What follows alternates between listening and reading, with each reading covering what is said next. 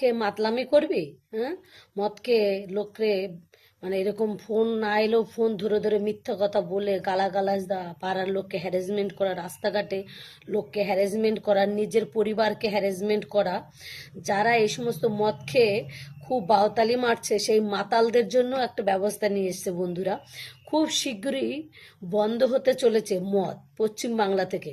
আর এটা হলে খুবই খুশি হবে আমাদের অনেক অনেক মা বোনেরা, কারণ অনেক মা বোনদের ঘর সংসার জ্বলে যাচ্ছে শুধু এই মদের কারণে। এক একটা ভালো ফ্যামিলিও নষ্ট হয়ে যাচ্ছে, খারাপ জায়গায় পৌঁছে যাচ্ছে এই মদের কারণে। তার ঘরের বউরা পাচ্ছে না কাপড় খাবার দাবার, কিন্তু তাদের মদের জোগাড় আছে, পার্টি চলছে, বন্ধু বান্ধবের কাছে খাচ্ছে, কিন্তু ঘরে বউদেরকে দিতে পারছে না। বউরা লোকের বাড়ি কাজে যাচ্ছে, লোকের মানে মাঠে যাচ্ছে, কিন্তু তাদের মদ খাওয়ার পয়সা জুটছে, কিন্তু ফ্যামিলিকে দেওয়ার পয়সা জুটছে না। এই সমস্ত লোকদের জন্য নিলে অবশ্যই অবশ্যই খুবই ভালো একটা পদক্ষেপ নিতে চলেছে আবারও।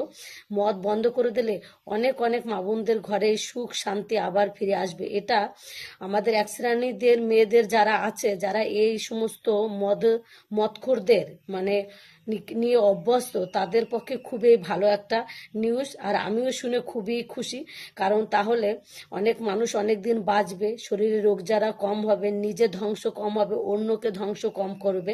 তা সুতরাং এই পদক্ষেপটাও খুব ভালো লাগছে।